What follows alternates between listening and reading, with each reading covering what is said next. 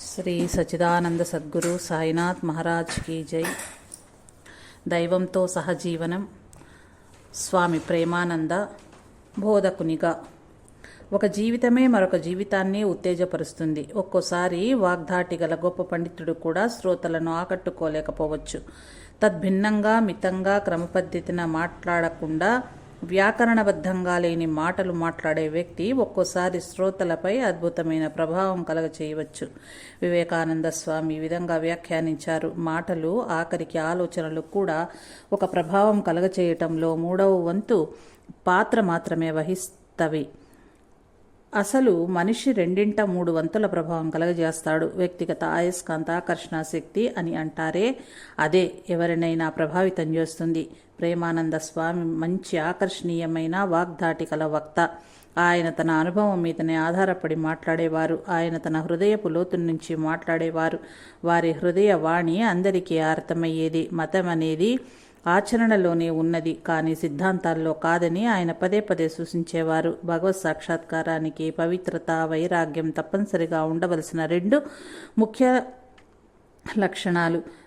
దక్షిణేశ్వరంలో నివసించేటప్పుడు ప్రేమానంద స్వామి శ్రీరామకృష్ణ ఉపదేశాలను కొన్నింటిని రాసుకునేవారు. కానీ గురుదేవులు ఆయనతో ఈ విధంగా చెప్పారు: అది నీ పని కాదు. నీ పెదవుల నుంచి విజ్ఞానంతో కూడిన అందమైన పదాలెన్నో రానున్నవి.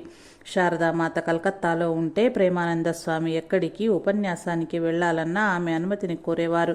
ఉత్తర బెంగాల్లోని మాల్డాల్లో జరిగే రామకృష్ణ ఉత్సవంలో ప్రసంగించమని 1914లో ప్రేమానంద స్వామి ఆహ్వానించబడ్డారు. అమ్మ అనుమతి తీసుకుందామని భక్తులతో కలిసి ఆయన ఉద్బోధన్ కార్యాలయానికి వచ్చారు. కానీ ప్రేమానంద స్వామి 15 రోజుల క్రితమే అస్వస్థకి గురి అయినారు కనుక అమ్మ అనుమతి ఇవ్వటానికి తిరస్కరించింది. ఆ పర్యటన గురించి స్వామికి ఆ అనుమతి ఇవ్వమని భక్తులందరూ అమ్మను పదే పదే ప్రతిమలాడితే ఆమె ప్రేమానంద స్వామిని, నీకు వెళ్ళాలని ఉందా అని అడిగారు. సమాధానంగా ఆయన భావావేశంతో, నాకేం తెలుసమ్మా, మీరు ఏం చెబితే నేను అది చేస్తాను. మీరు అగ్నిలో దూకమంటే దూకుతాను, నీటిలో మునగమంటే మునుగుతాను, నరకానికి పొమ్మంటే పోతాను. నాకేం తెలుసమ్మా, మీ మాటే నాకు శిరోధార్యం అన్నారు. చివరికి శారదామాత ఆయనకు అనుమతినిచ్చారు, త్వరగా తిరిగి వచ్చే షరతుల మీద. పిదప ఆమె భక్తులతో ఇలా అన్నారు: చూడండి, వారందరూ మహాత్ములు. వారి శరీరాలు ప్రపంచహితాన్ని కూర్చే వాహినులు. వారికి ఏ విధమైన ఇబ్బంది కలగకుండా సుఖంగా హాయిగా ఉండేటట్లు చూసుకోండి. మాల్డాలో ప్రేమానంద స్వామి మానవులను మాధవునిగా సేవించండి అనే అంశంపై ప్రసంగించారు. వివేకానందుని కర్మయోగాన్ని, అనుష్ఠాన వేదాంతాన్ని ప్రధానంగా చెబుతూ ఈ కాలంలో మతం అంటే మానవాళి సేవయ్యే అంటూ ప్రసంగాన్ని ముగించారు. ఆయన ప్రసంగిస్తుంటే మధ్యలో ఒక పెద్ద మనిషి ప్రేమ, భక్తి గురించి మాట్లాడమని ఆయన్ని కోరాడు. కానీ ఆయన దాన్ని పట్టించుకోలేదు. కానీ అతడు పదే పదే అడగ్గా ప్రేమానంద స్వామి, ప్రేమ, భక్తి గురించి ఎవరు వింటారు? ఇక్కడ ఉన్న వారిలో వాటి గురించి వినదగిన యోగ్యుడెవరూ నాకు కనిపించటం లేదు అంటూ ఆ విషయంగా ఇలా కొనసాగించారు. అయ్యా, ఒక కథ వినండి. ఒకసారి ఒక వీధి వ్యాపారి ప్రేమనెవరు కొంటారు అంటూ పెద్దగా అరుస్తూ ఉన్నాడు. జనం తమ ఇంటి తలుపులు తెరిచి దాని ఖరీదెంతో విచారించారు. ఆ వ్యాపారి విధంగా చెప్పాడు: ఖరీదా? అది అమూల్యమైనది. కానీ అమూల్యమైన ఈ ప్రేమకు బదులుగా మీ తల ఇస్తే ఇవ్వగలను.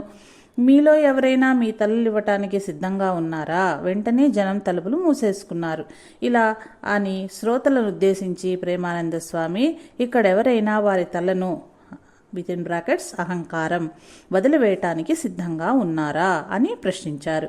ప్రతి ఒక్కరూ మౌనంగా ఉండిపోయారు. తూర్పు బెంగాల్, ఇప్పటి బంగ్లాదేశ్ పర్యటన నుంచి 1901లో తిరిగి వచ్చాక వివేకానంద స్వామి ప్రేమానంద స్వామితో, తూర్పు బెంగాల్ నీకు వదిలేశాను అన్నారు. అది భవిష్యత్తును సూచించే మాట. ప్రేమానంద స్వామి 1913 నుంచి 1917 వరకు ప్రతి ఏడాది తూర్పు బెంగాల్ను కొన్నిసార్లు ఒంటరిగాను, ఒకసారి బ్రహ్మానంద స్వామితోనూ కలిసి సందర్శించారు. అందు గురించి అశోకానంద స్వామి ఈ విధంగా వ్రాసారు: వారి సందర్శనాలన్నీ చారిత్రాత్మక సంఘటనలు. ఆయన ఎక్కడికి వెళ్ళినా వేలాది జనం, వృద్ధులు, యువకులు, హిందువులు, మహమ్మదీయులు అందరూ ఆకర్షితులయ్యేవారు. ఆయన కొద్ది రోజులే ఒక చోట ఉన్నా ఆయన ఆ ప్రదేశం వదిలి వెళ్ళేటప్పుడు జనం ఆయన వెంట ఏడుస్తూ పరిగెత్తేవారు. ఆయన గుర్రబండిలో వెళ్తూ ఉంటే ప్రజలు దాంతో పాటు సమంగా పరిగెత్తేవారు. తమకు అతి సన్నిహితులైన వారెవరో మరణించినట్లు ప్రజలు కన్నీరు కారుస్తూ మైళ్ళ కొద్ది దూరం ఆయన్ను ఆ విధంగా అనుసరించేవారు. ఇవి ఆత్మ యొక్క నిజమైన విచిత్రాలు. ప్రేమానంద స్వామి హిందువులు, మహమ్మదీయులైన భేదం లేక హృదయాలను బయటకు సులువుగా లాగేసేవారు. తమ దివ్య ప్రేమతో వారి హృదయాలను కొనుగోలు చేశారా అని అనిపించేది. తూర్పు బెంగాల్లో ప్రేమానంద స్వామి విస్తృత ప్రచార ఫలితంగా చాలామంది యువకులు రామకృష్ణ మఠంలో చేరటం జరిగింది.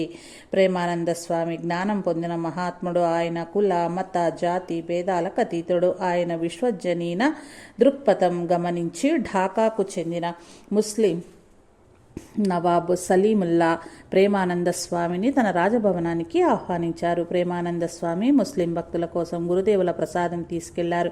నవాబ్ గని గారి రాజభవనంలో ఆయన బేగంలను, రాజకుటుంబానికి చెందిన ముస్లిం వనితలు కలుసుకుని వారికి శ్రీరామకృష్ణ జీవిత చరిత్ర చెప్పి వారి మత సమన్వయ సందేశాన్ని తెలియజేశారు. సలీముల్లా వివేకానంద స్వామి రచనలు చదివి రామకృష్ణ మిషన్ కార్యక్రమాలకు ఆకర్షితులయ్యారు. ముస్లిం యువత కోసం ఢాకాలో ఒక కేంద్రం ప్రారంభించే విషయమై సంప్రదింప ఆయన ప్రేమానంద స్వామిని ఆహ్వానించారు. సలీముల్లా సోదరి బేగం అఖ్తర్ బాను తన తండ్రి జ్ఞాపకార్థం ఢాకాలోని రామకృష్ణ మఠ భవన నిర్మాణానికి కొంత ధనం విరాళమిచ్చింది. ఆ తర్వాత కొంతమంది ముస్లిం వనితలు ప్రేమానందుల బోధనలకు ఎంతో ఆకర్షితులై బేలూరు మఠాన్ని సందర్శించారు. ఢాకాలో ప్రేమానంద స్వామి నేర్పిన విజయవంతమైన కార్యక్రమాల గురించి తెలుసుకుని తురియానంద స్వామి వారికి ఈ విధంగా జాబు రాశారు. నువ్వు శ్రీరామకృష్ణుల అత్యంత విలువైన ఆభరణాల పెట్టవి. మూర్తీభవించిన ప్రేమ స్వరూపంగా బృందావన గోపికల వలె ప్రేమను పంచి ఉన్నావు. సోదరా, కొంత ప్రేమను మాకై ఉంచు. ప్రచార కార్యక్రమంలో అత్యుత్సాహం చూపుచున్న ప్రేమానంద స్వామిని గమనించి బ్రహ్మానంద స్వామి ఆయన శరీరం అత్యంత సున్నితమైనది కనుక మరింత ఎక్కువగా ప్రచారం చేయవద్దని వారించారు. ఇందుకు జవాబు చెబుతూ ప్రేమానంద స్వామి విధంగా అన్నారు: నేను పరిపూర్ణుడను, శాశ్వతంగా ముక్తుడను. నేను స్వామీజీ అనుచరుడను.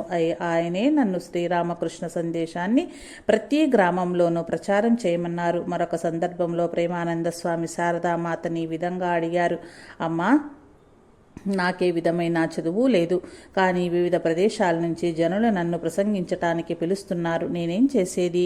అందుకు అమ్మ ఈ విధంగా సమాధానమిచ్చారు: నాయనా, ఆందోళన చెందవద్దు. నీ నాలికపై ఆసీనులై గురుదేవులే మాట్లాడతారు. ఆయన నీతోనే ఉన్నారు. ఒక సందర్భంలో ప్రేమానంద స్వామి తూర్పు బెంగాల్కి వెళ్ళటానికి సిద్ధంగా ఉన్నారు.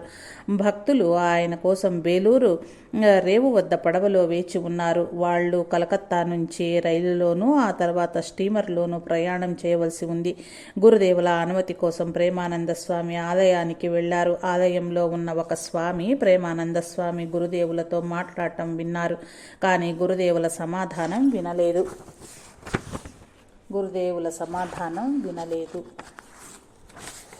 చివరికి ప్రేమానంద స్వామి, సరే గురుదేవా, అయితే నేను వెళ్ళను అన్నారు. అప్పుడు ఆయన క్రింది అంతస్తులోకి వచ్చి తాను ఆ రోజు రావటం లేదని భక్తులతో చెప్పారు.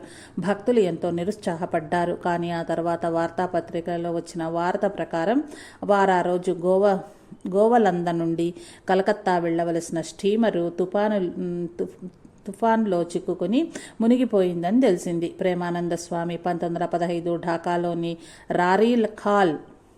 రారీ ఖాల్ అనే ప్రదేశాన్ని సందర్శించి అక్కడ ప్రఖ్యాత శాస్త్రజ్ఞుడు జగదీష్ చంద్రబోస్ గారింట్లో బస చేశారు. ఆ ఇంటి సంరక్షకుడు స్వామికి చక్కని గది ఇచ్చారు. కానీ ఆ గదిలోని మంచం నిండా నల్లులు ఉన్నాయి. మంచం మీద పడుకోగానే ఆ నల్లులు బాగా కుట్టాయి. ఆయన తన సేవకుణ్ణి లాంతర వెలిగించమన్నారు. లాంతర వెలుగు చూడగానే నల్లులు తాత్కాలికంగా పారిపోయినా అది తీసివేయగానే మళ్ళా వచ్చాయి. ప్రేమానంద స్వామి ఆ రాత్రంతా మంచం మీద కూర్చుని ధ్యానంలో కాలం గడిపారు. ఆ మరుసటి రోజు ఆయన పగలంతా తీరిక లేకుండా ఉపన్యాసాలు, భక్తులతో మాట్లాడటం ఇత్యాది వాటితో కాలం గడిపారు. ఇక మీరు విశ్రాంతి తీసుకోవాలని గుర్తు చేయగా ఆయన గురుదేవుల గురించి మాట్లాడుతుంటే నా శరీరం అలసిపోదు అన్నారు. రారీకాల్ భక్తులు ప్రేమానంద స్వామిని తమ గ్రామంలో జరిగే రామకృష్ణ ఉత్సవానికి ఆహ్వానించారు. వారు గ్రామంలో ఉన్న మహమ్మదీయుల నుంచి కాకుండా హిందువుల నుంచి మాత్రమే చందాలు వసూలు చేశారు. హైందవ పండుగకు మహమ్మదీయుల సహాయం చేయరనే ఉద్దేశంతో ఆ విధంగా చేశారు. కానీ అక్కడి మహమ్మదీయులు ప్రేమానంద స్వామిని అంతకుముందే చూశారు. కొంతమంది ఆయనతో మాట్లాడారు. అంతేకాక అక్కడి మహమ్మదీయులు అందరూ ప్రేమానంద స్వామి పవిత్రతను గుర్తించారు. వారు ఈ విధంగా అన్నారు, ఆయన హిందువులకే చెందుతారా? ఆయన మా పీర్. మహమ్మదీయ ప్రవక్త కూడా. ఒక మహమ్మదీయ ప్రతినిధి బృందం ప్రేమానంద స్వామి వద్దకు వచ్చి ఈ విధంగా చెప్పారు, మేం చేశామని ఈ ఉత్సవానికి మా నుంచి చందాలు అడగలేదు, మమ్మల్ని ఎందుకు వదిలేశారు? మేమేం చేశామని ఈ ఉత్సవానికి మా నుంచి చందాలు అడగలేదు, మమ్మల్ని ఎందుకు వదిలేశారు? ఇలా అని వారందరూ చాలా బాధపడ్డారు. అప్పుడు ప్రేమానంద స్వామి ఆ గ్రామంలోని మహమ్మదీయుల వద్దకు విరాళాలు వసూలు చేయడానికి ఒక కార్యకర్తను పంపారు. వారందరూ సంతోషంగా గురుదేవుల ఉత్సవానికి విరాళాలు ఇచ్చారు. ఈ సందర్భంగా ప్రేమానంద స్వామి ఒక బహిరంగ సభలో ఈ విధంగా చెప్పారు, హిందువులు, మహమ్మదీయులు సోదరుల వంటి వాళ్ళు మనస్ఫూర్తిగా ఒకరి పట్ల ఒకరికి ద్వేషం లేకుండా ఎవరి దేవతలను వారు పూజిస్తే దివ్య దర్శనం లభిస్తుంది. అప్పుడే మనమంతా ఒకటేనని గ్రహించగలము. ప్రేమానందుల నిస్వార్థ ప్రేమ, ఆత్మీయతా భావం హిందువుల, మహమ్మదీయుల మధ్య ఎంతటి సమన్వయాన్ని తెచ్చిందో చూస్తే ఎంతో ఆశ్చర్యంగా అనిపిస్తుంది. బేలూరు మఠానికి తిరిగి వచ్చాక ప్రేమానంద స్వామికి కలరా వ్యాధి సోకింది. ఇద్దరు ప్రఖ్యాత వైద్యులు ఆయనకు సేవ చేశారు. ఒకరోజు ఆయన బాహ్య స్మృతి కోల్పోయారు. స్వాములందరూ ఆశ వదులుకున్నారు. కొంతసేపటికి నెమ్మదిగా ఆయన కళ్ళు తెరిచి బలహీన స్వరంలో ఈ విధంగా అన్నారు, భయపడవద్దు, మా అమ్మ ఇంకా బ్రతికే ఉంది కాబట్టి నేను ఇప్పుడే చనిపోను, ఆమె బిడ్డలు ఆమె కంటే ముందు చనిపోరని శ్రీరామకృష్ణులు ప్రేమానంద స్వామి తల్లికి వరం ఇచ్చి ఉన్నారు. ప్రేమానంద స్వామి అనారోగ్యం నుంచి కోలుకొని పూరి క్షేత్రానికి వెళ్లి 3 నెలల పాటు అక్కడే ఉండిపోయారు. ఆయన 1915 సెప్టెంబర్లో బేలూరు మఠానికి తిరిగి వచ్చారు. ప్రేమానంద స్వామి 1916 జనవరిలో బ్రహ్మానంద స్వామి ఇతర సన్యాస బృందంతోనూ కలిసి మళ్ళా తూర్పు బెంగాల్ వెళ్లారు. వారు కామాఖ్య దేవీ పూజకి ప్రఖ్యాతి చెందిన ప్రదేశం మైమెన్సింగ్, ఢాకాలను సందర్శించారు.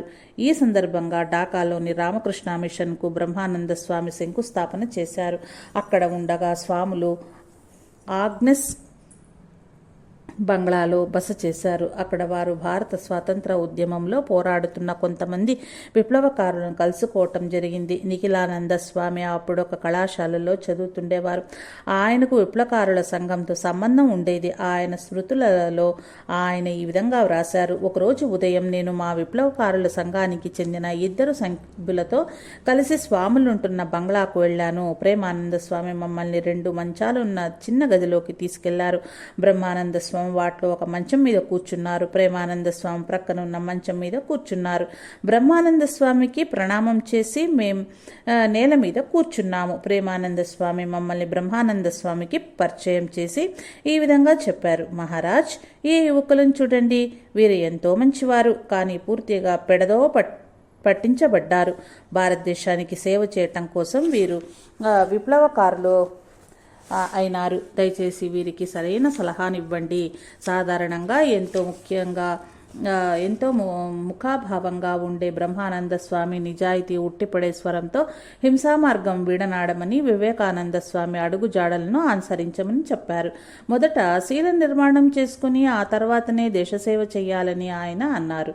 ఉదాహరణగా ఆయన ఇది చెప్పారు, తుపాకీ మందు తడిగా ఉంటే పేలదు, దానిని ఎంతగా అంటించాలని ప్రయత్నించినా అగ్గిపుల్ల వృధా చేయటమే అవుతుంది. కానీ తుపాకీ మందు పొడిగా ఉంటే పేల్చడానికి ఒక్క అగ్గిపుల్ల చాలు. వివేకానంద స్వామి ఏ నిజమైన దేశభక్తుడని ఆయన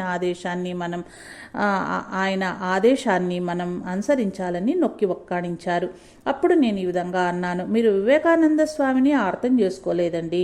ఆయన పుస్తకాల్లో మనల్ని భారతదేశ స్వాతంత్రం కోసం రక్తం చిందించమని ఆయన కోరారు. అదే ప్రస్తుతం విప్లవకారులు చేస్తున్నారు. మీరు వివేకానంద స్వామి బోధనలు సరిగా అర్థం చేసుకోలేదు. ప్రేమానంద స్వామి ఆ మాటలను ఇక భరించలేకపోయారు. మూర్ఖుడా, అంటూ పెద్దగా అర్చి ఇలా అన్నారు. నువ్వు ఎవరితో మాట్లాడుతున్నావో నీకు తెలియదు. మేము వివేకానంద స్వామిని 20 ఏళ్ల పైగా ఎరిగి ఉన్నాము. మేమంతా కలిసి మెలిసి ఉన్నాము, ఆడుకున్నాం, మాట్లాడుకున్నాం, మా కార్యక్రమాల ప్రణాళికలను కలిసి చర్చించాము. ఇవన్నీ చేసిన మేము ఆయన సరిగా అర్థం చేసుకోలేదా? మూర్ఖులైన మీరు ఆయన పుస్తకాల్లోని కొన్ని పుటలు చదివి ఆయన్ని పూర్తిగా అర్థం చేసుకున్నారా? ఇది ఎంతో హాస్యాస్పదంగా ఉన్నది. ఆ తర్వాత బ్రహ్మానంద స్వామిని సంబోధిస్తూ ఆయన ఈ విధంగా అన్నారు. మహారాజ్, ఇది విన్నారా? మీరు స్వామీజీని సరిగా అర్థం చేసుకోలేదని ఇతడు అంటున్నాడు. ఇతడికి ఒక గుర్రానికి ఉన్న తెలివైన ఉందని మీరు భావిస్తున్నారా? నన్ను అతడు తన వీపు మీద గుర్రంలాగా మోసుకు వెళ్ళగలడేమో చూస్తాను. హఠాత్తుగా ఆయన మంచం దిగి వచ్చి నన్ను చేతులు కింద ఆనించి వంగోమన్నారు. నా వీపు మీద కూర్చొని కాళ్ళు 2 వైపులా వేసి ఒక నిజమైన గుర్రాన్ని ఎక్కినట్టుగా ఎక్కి నన్ను ఆ గదంతా త్రిప్పమన్నారు. నేను ఆయన చెప్పిన విధంగా చేశాను. 1-2 నిమిషాల తర్వాత నా వీపు మీద నుంచి దిగి అంతా సవ్యంగా జరుగుతుందిలే అన్నారు బ్రహ్మానంద స్వామి. ఈ తతంగమంతా అనుగ్రహపూర్వకంగా చూసి ముందుగా మా సౌశీల్యం తీర్చిదిద్దుకోమని సలహా ఇచ్చారు. మేం ఆ గది వదిలి వచ్చాము. విప్లవకారుల సంఘంతో నాకు గల సంబంధానికి అదే ఆఖరి రోజు. ఒకరోజు ప్రేమానంద స్వామి బ్రహ్మానంద స్వామి దేవభోగ్లోని నాగమహాశయుని ఇంటిని సందర్శించటానికి వెళ్లారు. నాగమహాశయుడు సంత దుర్గా చరణ్ నాగ్, శ్రీరామకృష్ణుల ఆదర్శ గృహస్థ శిష్యులలో ప్రముఖుడు. ప్రేమానంద స్వామి నాగమహాశయుని పూరింటి వద్ద వంగి నమస్కారం చేసి విచారంగా, ఓహ్, ఈ రోజున నాగమహాశయుడు జీవించి ఉంటేనా అన్నారు. బ్రహ్మానంద స్వామి కూడా ఈ విధంగా అన్నారు. ఎంతటి పవిత్ర ప్రదేశం! నాగమహాశయుడు ఎంతటి మహాత్ముడు! అందుచేతనే ఈ ప్రదేశం దివ్య చైతన్య ప్రకంపనలతో నిండి ఉంది.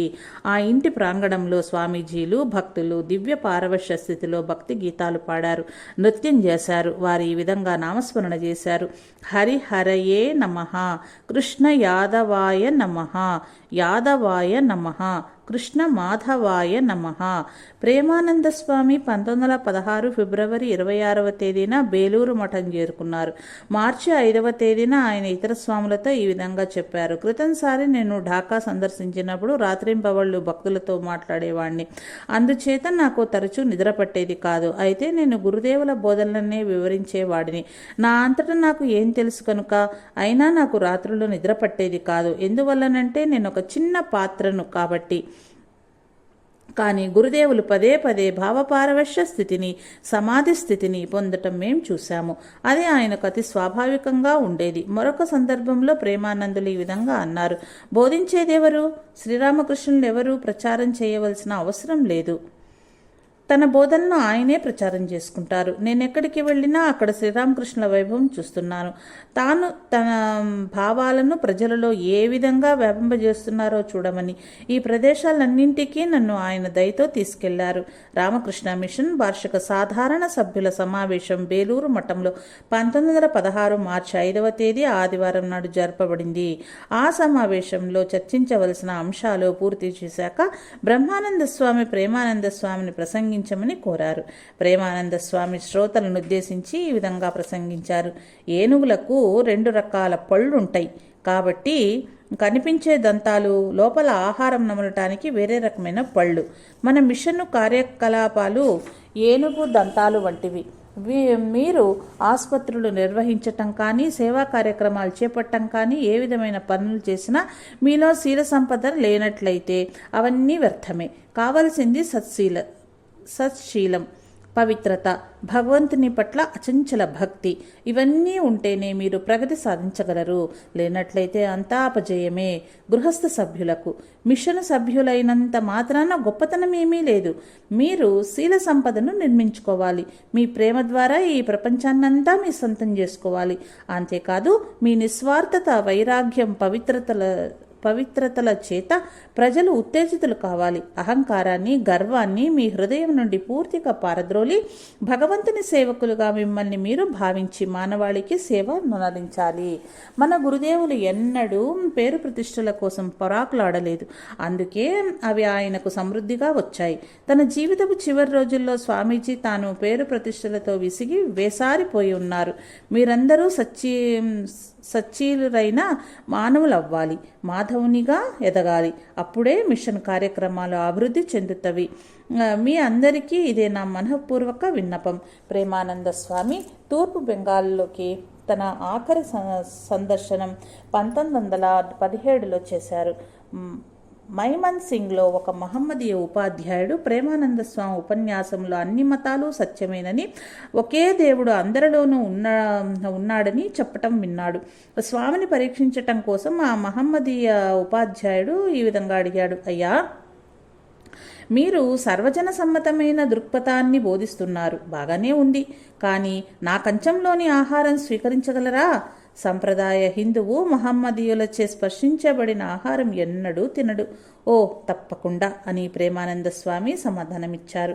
వెంటనే ఒక కంచంలో కొద్దిగా ఆహారం తెప్పించబడింది. ఏ విధమైన సంకోచమో సంశయమో లేకుండా ప్రేమానంద స్వామి ఆ మహమ్మదీయ ఉపాధ్యాయుని చేతి నుంచి ఆహారం స్వీకరించారు. ఢాకాలో ఒక రోజున ప్రేమానంద స్వామి, ఇతర స్వాములు, భక్తులు ఒక భక్తుని ఇంటికి భోజనానికి ఆహ్వానించబడ్డారు. ప్రేమానంద స్వామి అక్కడ చేరిన భక్త బృందాన్ని ఉద్దేశించి తనదైన ఉత్సాహంతో ప్రసంగిస్తున్నారు. ఆ శ్రోతలలో సంశయాళువైన ఒక మ్యూజియం సంరక్షకుడున్నాడు. తన ప్రసంగంలో ప్రేమానంద స్వామి ఈ విధంగా చెప్పారు. ఆధ్యాత్మిక సంపదలైన భక్తి, జ్ఞానాలు, వివేక వైరాగ్యాల వంటి వాటిని ఇమ్మని భగవంతుణ్ణి ప్రార్థించండి. మధ్యలో ఆ మ్యూజియం సంరక్షకుడు అంతరాయం కలిగిస్తూ ఇలా అడిగాడు, మేం భగవంతుణ్ణి ఎందుకు ప్రార్థించాలి? మాకేది అవసరమో ఆయనకు తెలియదా? అందుకు ప్రేమానంద స్వామి ఈ విధంగా సమాధానమిచ్చారు, నిజమే, ఆ విధంగా విశ్వసిస్తే మంచిదే. భగవంతుడు నీ అవసరాలన్నింటినీ గమనిస్తున్నాడని, వాటిని తప్పక నెరవేర్చగలడని మీకు విశ్వాసం ఏర్పడితే అప్పుడిక ఆయన్ను ప్రార్థించనక్కర్లేదు. కానీ చాలామంది తమ ప్రాపంచిక కోరికలు, భౌతిక అవసరాలు నెరవేరటానికి భగవంతుణ్ణి ప్రార్థిస్తారు. అశాశ్వతమైన, క్షణభంగురమైన వాటి గురించి కాక శాశ్వతమైన వాటి గురించి ప్రార్థించటం తెలివైన పని కదా. రాజాది రాజులను అల్పమైన కోరికల కోసం యాచించేవాడు మూర్ఖుడు కాక మరేమవుతాడు? భగవంతుణ్ణి ప్రార్థిస్తే అత్యున్నతమైన దానికోసమే ప్రార్థించండి. నిజమైన గురువు తనని తాను త్యాగం చేసుకోవటానికి సిద్ధంగా ఉండి ఇతరులకు ఆదర్శం అవ్వాలి. ప్రేమానంద స్వామికి అత్యంత ఇష్టమైన సూక్తి ఇది. నువ్వు సర్దార్ నాయకుడు కాదలుచుకుంటే సిర్దార్ శిరస్సును త్యాగం చేయటానికి సిద్ధంగా ఉండటంలా ఉండాలి. ఒకరోజు ప్రేమానంద స్వామి ఢాకాకు సమీపంలోని హసారా అనే గ్రామాన్ని దర్శించటానికి వెళ్తున్నారు. దారిలో ఒక కొలను పూర్తిగా గుర్రపు డెక్కతో నిండిపోయి ఉండటం చూశారు. గుర్రపు డెక్క తూర్పు బెంగాల్లో చాలా ప్రమాదకరమైన కలుపు మొక్క. అది నీటిని కలుషితం చేయటమే కాక మలేరియా జ్వరాన్ని వ్యాపింపజేసే దోమలకు ఆలవాలం అవుతుంది. అనేకులు మలేరియా పీడితులై మరణించేవారు. ప్రేమానంద స్వామి తనతో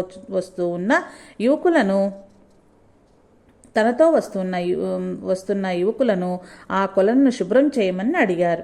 వారికి ఆదర్శంగా ఉండటం కోసం ఆయనే నీటిలోకి దిగి తాను కూడా కొన్ని మొక్కలను లాగివేశారు. ఫలితంగా ఆయన ఆరోగ్యం బాగా దెబ్బతిన్నది. చివరి రోజులు ఢాకాలో శారీరక శ్రమ వల్ల, కలుషిత ఆహారం తినటం వల్ల ప్రేమానంద స్వామికి తీవ్ర జ్వరం వచ్చింది. ఆయన 1917 జూన్ మధ్యలో బేలూరు మఠం తిరిగి వచ్చారు. వైద్యులు ఆ జ్వరాన్ని అపాయకరమైన కాలా అజారు జ్వరంగా గుర్తించారు. ఆ రోజులలో దానికి చికిత్స చేసి నయం చేయటం ఎంతో కష్టం. తరచూ అది ప్రాణాంతకంగా పరిణమించేది. వానాకాలంలో బేలూరు మఠం వాతావరణం బాగుండదు. కాబట్టి ఆయనను వైద్య చికిత్స నిమిత్తం మొదట ఉద్బోధన్కు, తర్వాత బలారాం బోస్ గారింటికి తీసుకెళ్లారు. కామిని కాంచనాలను విడనాడు అనే తన గురువు బోధను ప్రేమానంద స్వామి తుది శ్వాస వరకు పాటించారు. ఒకసారి కలకత్తాలో తాను ఎక్కిన గుర్రపు బండిలో ఒక సంచిని చూశారు. ఆ గుర్రపు బండి తోలేవాణ్ణి ఇంతకుముందు ప్రయాణికుడు ఎక్కడ దిగాడో అక్కడికి తీసుకెళ్లమన్నారు. ఆ విధంగా తీసుకెళ్లి ఆ బండివాడు ఆ వ్యక్తిని గుర్తించాక ప్రేమానంద స్వామి తనను తాను పరిచయం చేసుకుని ఆ సంచి అతనికి ఇచ్చివేశారు. వెంటనే ఆ పెద్ద మనిషి ఆ సంచిలోని తన వస్తువులన్నీ సరిచూసుకున్నారు. 5,000 రూపాయల ధనంతో సహా అన్నీ సరిగ్గానే ఉన్నాయి. సంభ్రమాశ్చర్యంతో ఆయన ప్రేమానంద స్వామికి నమస్కరించి ఇంతటి నిజాయితీ శ్రీరామకృష్ణుల శిష్యులకే సాధ్యమంటూ అభినందించాడు. ఒకరోజు గురుదేవుల శిష్యురాలైన హరిమోహన్ మిత్ర తల్లి ప్రేమానంద స్వామిని చూడటానికి వచ్చింది. స్వామి తాను చాలా బలహీనంగా ఉన్నందువలన సేవకుణ్ణి తన శరీరమంతా కప్పమని, తన వెనకాల ఆడుకోవటానికి వీలుగా 2 దిండ్లు పెట్టి నిటారుగా కూర్చోబెట్టమని చెప్పారు.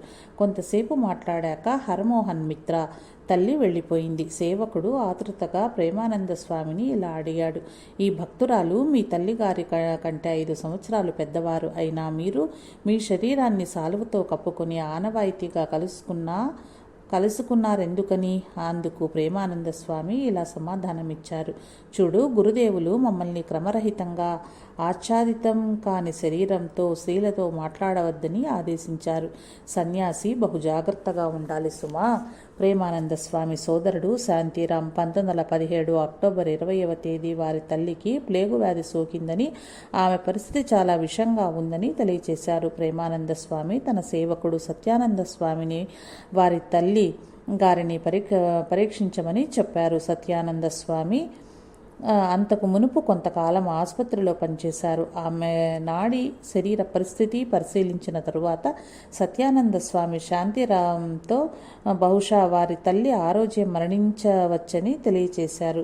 హైందవ సాంప్రదాయం ప్రకారం గంగను స్పర్శిస్తూ మరణించటం పవిత్రంగా భావించబడుతుంది. అందుచేత ప్రేమానంద స్వామి సోదరులు, బంధువులు సత్యానంద స్వామి, ప్రేమానంద స్వామి తల్లి మాతంగిని దేవిని గంగా జలాన్ని గంగానది తీరానికి తీసుకెళ్లారు. మంచం మీద పడుకుని ఉండి ఆమె జపమాలతో మంత్రజపం చేస్తూ ఉన్నది.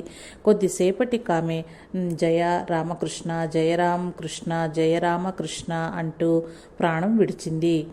మార్చి లేక ఏప్రిల్ 1918 సమయంలో ప్రేమానంద స్వామి కలకత్తా వైద్యులు బీహార్లోని ఆరోగ్యవంతమైన దేవగర్కు పంపారు. ప్రారంభంలో ఆయన ఆరోగ్యం మెరుగైంది. కానీ కొద్ది రోజుల తర్వాత ఆయనకు జ్వరం తిరగబెట్టడమే కాక కడుపు నొప్పి వచ్చింది. స్థానిక వైద్యులు ఆయన గురించి ప్రత్యేక శ్రద్ధ తీసుకున్నారు. తనకెంత అస్వస్థగా ఉన్నా ఆయన ప్రతిరోజు ఉదయం 11 గంటలకి తన సేవకుని దేవగర్ రైల్వే స్టేషన్కి పంపి తన్ను చూడటానికి వస్తున్న భక్తులను తీసుకువచ్చి వారి భోజనానికి బసకు తగు ఏర్పాట్లు చేయించేవారు. వారిని చూడటానికి శివానంద స్వామి వచ్చి ఈ విధంగా వ్యాఖ్యానించారు, నువ్వు ఇక్కడ కూడా ఒక హోటల్ ప్రారంభించినట్లు అనిపిస్తుంది నాకు. అందుకు ప్రేమానంద స్వామి ఇలా జవాబిచ్చారు, సోదరా, నేను జీవించి ఉన్నంతకాలం నాతో పాటు నా హోటల్ కూడా ఉంటుంది. గురుదేవులే ఆహారం తీసుకొస్తారు, ఆయనే తింటారు, ఆయనే ఇతరులచే ఆహారం తినిపిస్తున్నట్లుగా నేను చూస్తున్నాను. భక్తులు, భగవంతుడు, భాగవతము ఒకటేనని నాకు అనిపిస్తోంది. ఒకరోజు ప్రేమానంద స్వామి దేవగరికి చెందిన ప్రఖ్యాత యోగి బాలానంద బ్రహ్మచారి గారిని కలుసుకోవాలనే కోరిక వ్యక్తపరిచారు. బాలానంద గారికి ఈ వార్త చేరగానే స్వయంగా ఆయనే ప్రేమానంద స్వామిని చూడటానికి వచ్చారు. స్వామి శరీర స్థితి గమనించి బాలానంద ఈ విధంగా అన్నారు, అయ్యా, తన శరీరం పట్ల ఏ విధమైన ఆకర్షణ కలిగి ఉండకపోతే స్వాముల శరీరం నిలవదు. మీరు శరీరం పట్ల కొద్దిగా శ్రద్ధ చూపితే ఈ వ్యాధి తప్పక నయమవుతుంది. ఆ మాటలకు ప్రేమానంద ఇలా జవాబిచ్చారు, చూడండి, ఈ శరీరంతో నాకెట్టి సంబంధము లేదు. దాన్ని ఇప్పుడు నేను ఒక కుళ్ళిన గుమ్మడికాయలాగా చూస్తున్నాను. అందుచేత నా మనస్సు దాని మీద మరలదు. బాలానంద సెలవు తీసుకుని వెళ్తూ సేవకునితో ఆయన శరీరం ఎక్కువ కాలం నిలిచి ఉండదు అన్నారు. ఈ సమయంలో ఇన్ఫ్లుయెంజా అంటువ్యాధి ప్రపంచవ్యాప్తంగా వ్యాపించి దాని బారిన పడి చాలామంది మరణించటం జరిగింది. ప్రేమానంద స్వామికి కూడా ఈ ప్రాణాంతక ఫ్లూ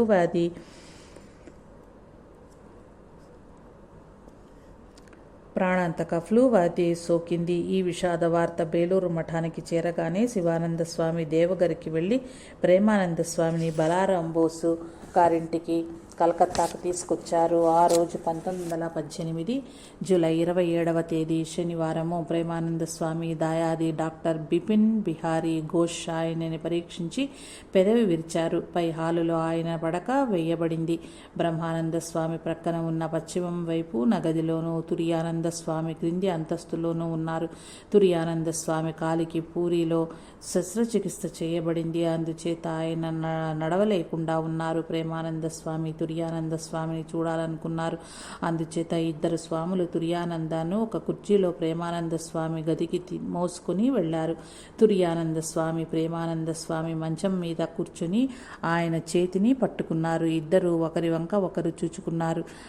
అది ఎంతటి అద్భుత దృశ్యమో! వారి కళ్ళ నుంచి ఆనంద బాష్పాలు స్రవించసాగాయి.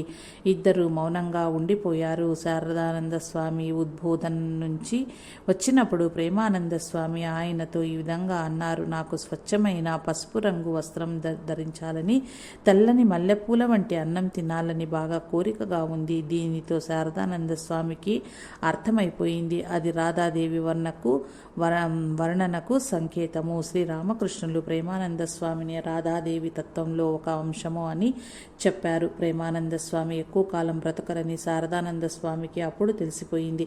ఆ తర్వాత రోజు ప్రేమానంద స్వామి తన సేవకునితో బేలూరు మఠ నిర్వహణకు పర్యవేక్షిస్తున్న బ్రహ్మచారి జ్ఞాన్ను బేలూరు మఠం నుంచి పిలిపించమని అడిగారు. ఆయన వచ్చాక వారి బలహీనమైన స్వరంతో ప్రేమానంద స్వామి జ్ఞాన, నాకొక పని చేసి పెట్టగలవా అని అడిగారు. ఆయన ఏదైనా చేస్తాను స్వామి అన్నారు. నువ్వు భక్తులకు సేవ చేయగలవా? చేస్తాను స్వామి, చేస్తానని ప్రమాణం చేస్తున్నాను. గుర్తుంచుకో, భక్తుల పట్ల ఏమాత్రం నిర్లక్ష్యం ఉండకూడదు సుమా అని దీనంగా అడిగారు. అదే ఆయన చివరి కోరిక. ప్రేమానంద స్వామి పరిస్థితి మంగళవారం నాడు దయనీయంగా క్షీణించింది. బ్రహ్మానంద స్వామి వరండాలో పచార్లు చేస్తూ తన సేవకుణ్ణి ప్రేమానంద స్వామి వద్ద స్తోత్ర పఠనం చెయ్యమని నియోగించారు. ఉన్నట్టుండి ఆయన శ్రీరామకృష్ణ చిత్రపటం ఒకదానిని ప్రేమానంద స్వామి వద్దకు తీసుకెళ్లి, సోదరా బాబురాం, దయచేసి గురుదేవుల వంక చూడు అన్నారు. తన నోటి మీద ఒక గుడ్డ ఒత్తుకుంటూ బ్రహ్మానంద స్వామి తన కన్నీళ్లను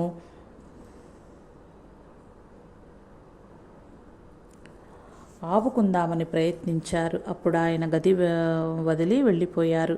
మరి కొంతసేపటి తరువాత బ్రహ్మానంద స్వామి మళ్ళా గదిలోకి తిరిగి వచ్చి, సోదరా బాబురాం, నీకు గురుదేవులు గుర్తున్నారా అని పెద్దగా అరిచారు. ప్రేమానంద స్వామి కళ్ళు తెరిచి గోడకు వేలాడుతున్న శ్రీరామకృష్ణ చిత్రపటం వంక చిరునవ్వుతో చూసి ముకుళిత హస్తాలతో నమస్కరించారు.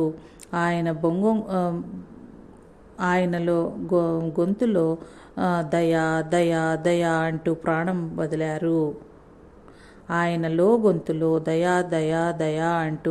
వదిలారు. సరిగ్గా అది 1918 జూలై 30వ తేదీ మంగళవారం సాయంత్రం 4:14 ఆయన భౌతిక శరీరాన్ని బేలూరు మఠానికి తీసుకెళ్లి గంగానదీ తీరంలో దహనం చేశారు. ప్రేమానంద స్వామి మరణవార్త ఉద్బోధనలోని శారదామాతకు తెలియగానే ఆమె తీవ్రంగా విలపించారు. ఆమె భక్తులతో అప్పుడు ఇలా అన్నారు: బాబురాం నాకు అత్యంత ప్రీతిపాత్రుడు. బేలూరు మఠం శక్తి, భక్తి, జ్ఞానము అన్నీ నా బాబురాంలో మూర్తీభవించిన గంగానదీ తీరాన నడిచాయి. బ్రహ్మానంద స్వామి చిన్న పిల్లవాని వలె రోధించి ఈ విధంగా వ్యాఖ్యానించారు: బేలూరు మఠం తన తల్లిని కోల్పోయింది. శ్రీరామకృష్ణ ప్రేమతత్వం అంతర్ధానమయ్యింది అన్నారు. ప్రేమానంద స్వామి తన ప్రేమ బజారు మూసేసి వైరాగ్యం, ప్రేమ అనే 2 శక్తివంతమైన రెక్కలపై అనంతంలోనికి ఎగిరిపోయారు. దేహత్యాగం చేసే సమయానికి ఆయన వద్ద ఉన్న స్వంత వస్తువులు ఒక ఖాళీ కవ్వాసు సంచి ఆయన వద్ద ఉన్న స్వంత వస్తువులు ఒక ఖాళీ క్యాన్వాస్ సంచి, ఒక జత కాషాయ వస్త్రాలు, ఒక పొట్టి చొక్కా, ఒక శాలువ, ఒక తుండు, ఒక జత చెప్పులు, ఒక గొడుగు, భగవద్గీత పుస్తకంతో పాటు కొన్ని పుస్తకాలు. నిజానికి ఆయన ప్రేమానందులే. ఆయనే ఆనందము, ఆయనే ప్రేమ, అందరినీ ఆవరించి అందరికీ సేవా రూపంలో వ్యక్తీకరించబడిన అద్భుత ప్రేమ. అదే ఆయన తన జీవితంలో ప్రగాఢంగా ఇష్టపడిన అంశం. తన అంత్యకాలంలో ఆయన ఒకరికి విధంగా వ్రాశారు: ప్రతి వారిని ప్రేమించాలనే కోరిక నాకు అపరిమితంగా కలుగుతున్నది. ఇదే ఇప్పుడు నన్నావహించిన ఏకైక రుగ్మత. జై సాయి మాస్టర్.